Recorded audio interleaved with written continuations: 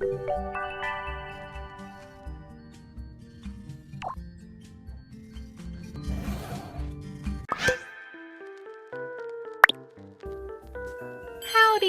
it's Dolly.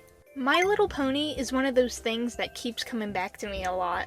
I'll be having a normal week and then suddenly I find myself rewatching Friendship is Magic again. If you've been on my channel for a while, you'll remember these old MLP Equestria Girl designs I did. Those designs were a lot of fun and I've been itching to do something else pony related. My Little Pony Friendship is Magic has a plethora of iconic villains, with most of them being the fan favorites. Which got me thinking, what if the main 6 were villains? Now, when I say evil main 6, I do not mean the creepypasta. Oh no, this is so dark and twisted, you guys. Look, Pinky's a crazy murderer who chops who chops ponies up and wears a rug made of the butts. A skunk butt rug. I want to make designs of what the main 6 would look like as actual villains in the show. I got this idea because I was thinking about how many times the main 6 do barely avoid starting their villain origin story. So, what would happen if they continued down those paths, and what kind of antagonist would they become? This challenge did require a lot of organization, and luckily I had today's sponsor, Milanote, to help me out. Milanote is a tool for organizing your creative projects, and I have to say it was a huge help for my creative process in this video. Whenever I have to gather references and write down important details for a project, they tend to get a little scattered, and I sometimes have a hard time finding my notes. With Milanote, I'm able to write down any specific details I need to keep in mind right alongside my references, which is extremely helpful when I'm trying to remember what interested me specifically in that photo. For this project, I separated each character into her own board and added separate sections for reference photos from the show and my inspiration photos for the new designs that I would be working on. I was also able to communicate my observations very easily with the multitude of features that Milanote offers.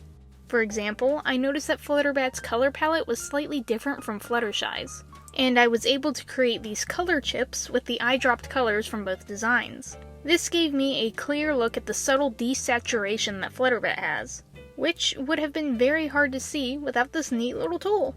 I could add links to videos, make to-do lists to keep myself on track, and even sketch directly on the board in case I needed to doodle something out really quickly. Which I think is great for artists who might find it easier to communicate ideas with drawings like I do.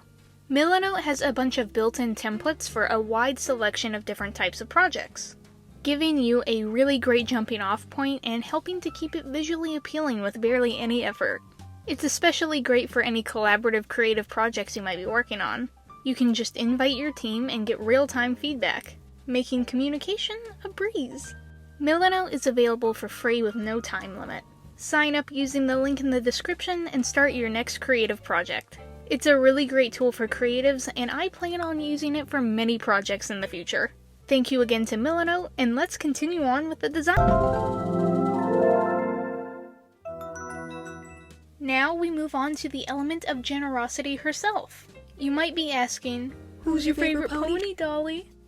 And it's Rarity. So for Rarity, I knew what I definitely did not want to do. I didn't want it to be like, oh, she's evil because she's pretty and likes pretty things. I didn't want the fact that she's super feminine and likes clothes to be the thing that made her a villain. Then I was struck with an idea. A horribly, awfully, wonderful idea. God. Miranda Priestley from The Devil Wears Prada. For those that have never seen The Devil Wears Prada, Miranda Priestley runs the magazine Runway, a fashion magazine in the 2006 film. She's very dismissive of the other employees, seeing them as inferior depending on how they view the industry and their own personal style. It's not the fact that Miranda's job in life revolves around fashion that makes her a villain, but how she treats those people who work for her. And that's the vibe I wanted to go for with our evil editor-in-chief Rarity. She's become the element of greed instead of generosity. Maybe she goes to Canterlot to try and reach other people like she does in the episode Canterlot Boutique. But instead of sticking to her original plan, she follows more of what Sassy Saddles had planned, making more of the same style of clothing that she doesn't really enjoy making, but it's popular, so that's still good, right? Eventually, a pony who's well respected within the fashion industry offers Rarity the opportunity for a high-position job. at one of Canterlot's leading fashion magazines. This would mean she doesn't get to make clothes the same way that she used to anymore. But it's a big opportunity. How could she say no? She begins working at that magazine company and slowly over time makes her way even higher in the ranks, becoming the editor-in-chief. Now anything she says goes. She controls what is popular in all of Equestria.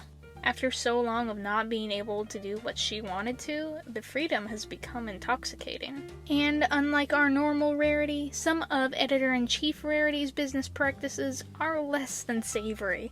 For one, she doesn't believe in faux fur. You guys remember that one lady from Wildcrats who continuously tried using animals for her line of fashion and accessories? Yeah, it's a very similar story here. Does anybody remember that computer game that would let you transform into animals and you had to, make your own character? It was pretty good from what I remember, actually. Why am I talking about the Wildcrats Flash game in an MLP Villains video? Moving on. So, for Evil Rarity, I wanted her to look super professional, but still have that extra little something that let you know she was the boss. She's got this nice gray suit with a bit of blue fur trim poking out. Is this fur real? Maybe. To her, this is probably a bit of a power move.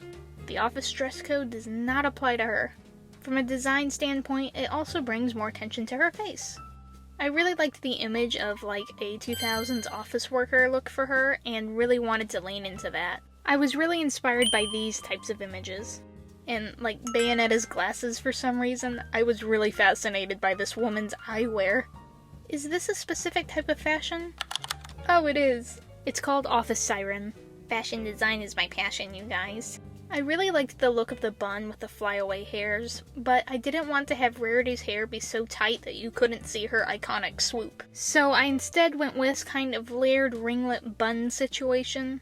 For her accessories, I didn't want to go with gold as that is used a lot on Rarity already in the show, and it makes me think a little too much about her Element of Generosity necklace. So to really separate her from that, I went with silver, which has more of a cool tone to kind of reflect her more icy nature now too. I wanted to change each pony's cutie mark from their main design in some way. So for Rarity, since I wanted to keep the diamonds in some way, I made it into a diamond knife. Now she's not literally attacking anyone with weapons, it's more of a representation of backstabbing and being kind of two-faced. I kept her colors relatively the same and only really gave her a little bit of silver to her eyeshadow. And here is our editor-in-chief Rarity. I know she's evil, but I kind of love her, I can't lie. Let's just hope she stays far away from Fluttershy's animals. We do not need another Corella on our hands. Twilight probably has the most villain potential out of all of the main six. She's had quite a few close calls, and so many situations where one small choice could have turned her into a supervillain. Not to mention that her human counterpart Twi turned into this huge demon angel thing in one of the movies. While there's a lot of moments I could look at for Twilight to turn evil, I actually wanted to go for the very first episode. Princess Celestia tells Twilight she has to move to Ponyville and make some friends and not be studying so relentlessly. But what if she had never moved? What if she kept the angrier, reclusive, done-with-everything kind of mentality that she had in the first season? This Twilight has begun to lean into the scientific part of magic, which isn't necessarily a bad thing, but she believes that everything can be replicated and be just as good and better with science, including the magic of friendship.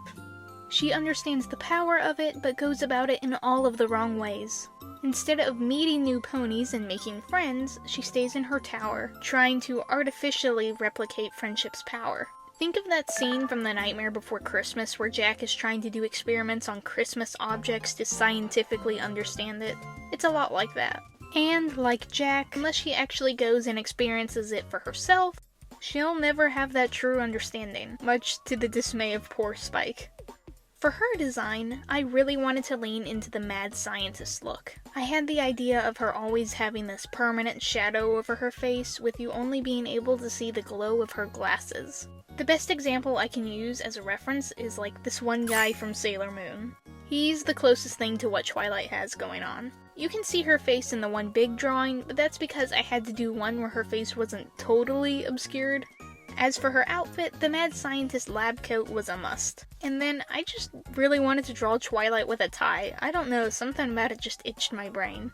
I liked having her hair kind of look like a bomb went off. You know in cartoons when there's an explosion and a character's hair will look all messed up and spiky? I like to think that it's happened so many times to Dr. Sparkle here that now her hair is just stuck like that. Speaking of her hair, I really liked how this one random evil version of Twilight from the show had these random swirly strays. So I added it to my design. Another little detail is that the top of her horn is kind of burnt from how many experiments she does so often. Her cutie mark was a pretty simple change, and this one, instead of a little starburst, I changed it to an atom, because she's a mad scientist. It's not quite the same amount of layers as Rarity's, but I thought it fit pretty well. I also added this halftone effect to her glasses, which, when you really look at it, kind of gives her this insect look, which I honestly think is kind of interesting. She reminds me a lot of an 80s anime villain, and I kinda love her for it. For this one, I also went with a more vintage look, trying to get a bit of old Jekyll and Hyde poster look for her. She also reminds me a bit of those old Goosebumps covers. With the main six never really forming in this universe, I can only imagine how much worse the place must be. Like, for one, who stopped Nightmare Moon? Was she ever stopped? And Queen Chrysalis might have gotten away with the wedding. Honestly, this version of Equestria is probably the worst possible one to live in. Just because one purple pony decided she didn't want to move. And here she is! I'm just now realizing her glasses kind of look like Sidewise, and I think that's kind of funny. She's definitely giving Jekyll and Hyde, which I love. So, pony anatomy is not something that I draw a lot, so this was a really fun way to practice. Who was your favorite? My favorite definitely has to be Rarity. She sat down to make history, and that's what this is. Like his villains. For Applejack, literally all I can think of is the villain from Home on the Range. Thank you guys so much for watching this video. It means a whole lot. It feels like every time I post a video, I've hit a new milestone, and I can't thank you guys enough. I've been trying to set new goals for myself this year, and one of them is to try and hit 50k by the end of this year.